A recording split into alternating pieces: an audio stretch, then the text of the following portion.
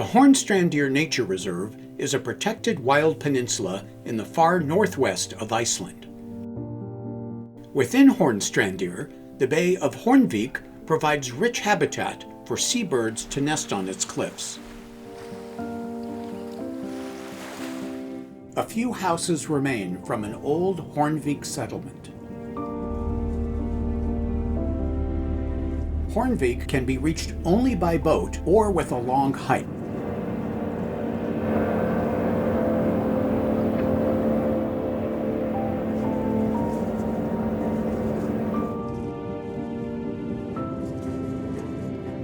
The coast and the area above are ideal habitat for Arctic foxes.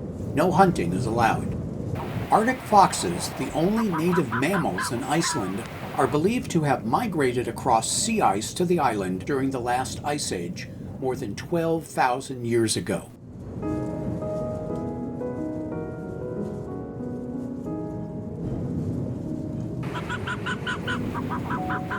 Most Hornvik foxes are monogamous and talkative.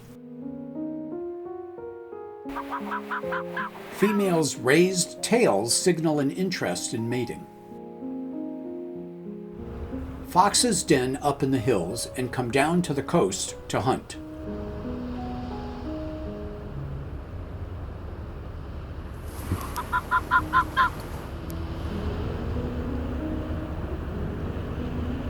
In many parts of the Arctic, foxes live off lemmings and by stealing from polar bear or wolf kills. But lemmings, wolves, and polar bears don't live in Iceland. In Hornvik, seabirds such as fulmars and their eggs are prey for foxes hunting on the Black Cliffs.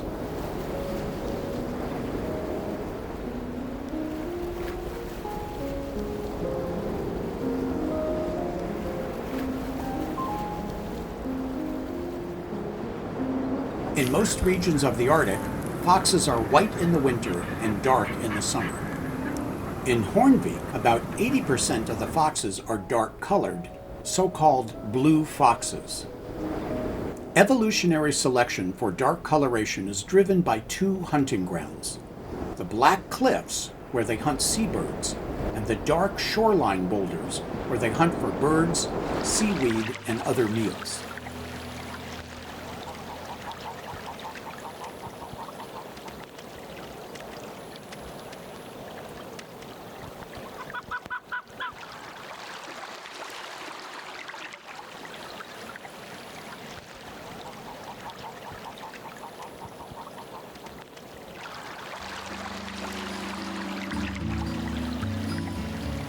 Along the shore, the foxes look for fish and mollusks, and scavenge for anything that washes up, even whale carcasses.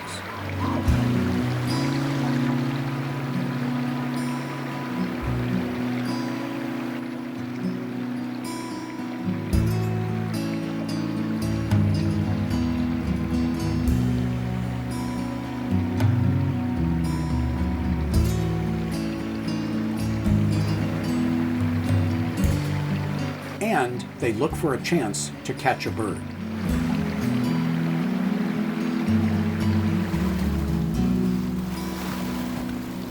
Thousands of Iceland's foxes are killed each year by hunters or trapped for their fur. Some eider ducks are cared for by farmers in order to harvest eider down for clothing and bedding. Farmers hunt the foxes to protect eiders and other domesticated animals. A rare king eider.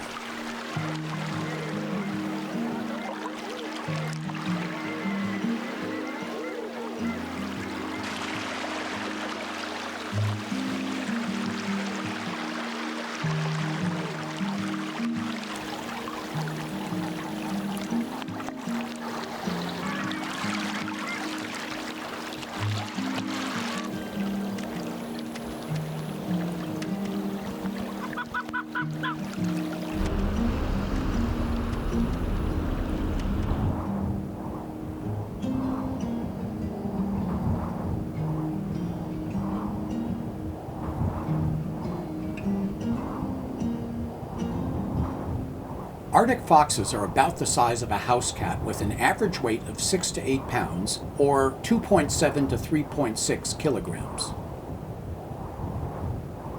Such a small animal has a high surface to volume ratio, causing rapid heat loss compared to, say, a muskox. One would think that the foxes have to hide in dens to survive extreme cold. One would be wrong. In 1947, animal physiologists Scholander and Irving measured Arctic fox cold endurance. At minus 30 degrees C, which is minus 22 degrees F, tested foxes neither shivered nor lost normal body temperature. In an extreme cold Navy facility, a fox at minus 60 C, which is minus 76 F, maintained body temperature for an hour and napped. At minus 70 C, which is minus 94 F, a test fox began to lick its feet and after an hour shivered. At minus 80 degrees C, which is minus 112 F, a test fox shivered but maintained its body temperature for the 1 hour test.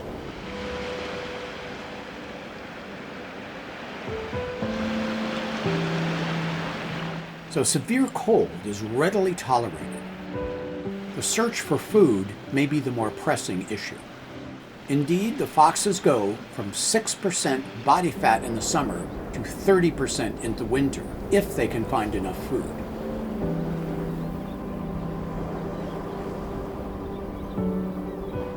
At Hornvik, steep moors cover slopes 1,000 feet above the ocean, an area perfect for denning with prey close at hand. A female high on the mountain calling to her mate was surprised to encounter humans.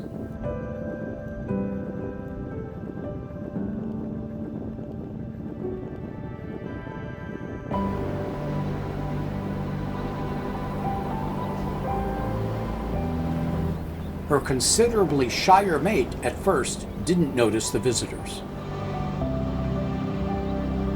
Most Arctic foxes wander in their home range and in winter can venture out onto sea ice.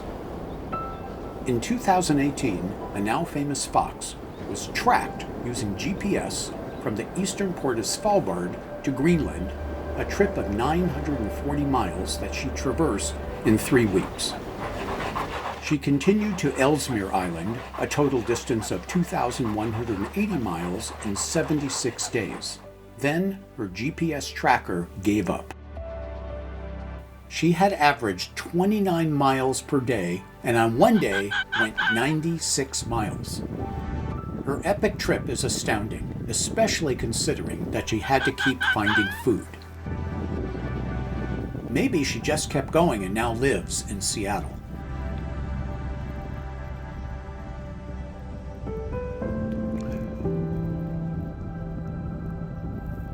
Arctic fox lifetimes are typically a few years.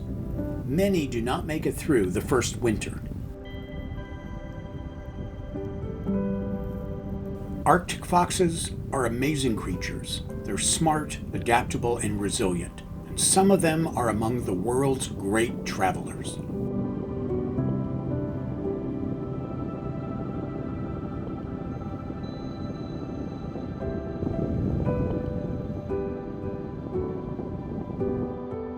Stunning views of the aurora from Hornvik serve as an appropriate celebration of the extraordinary abilities and lives of Arctic foxes.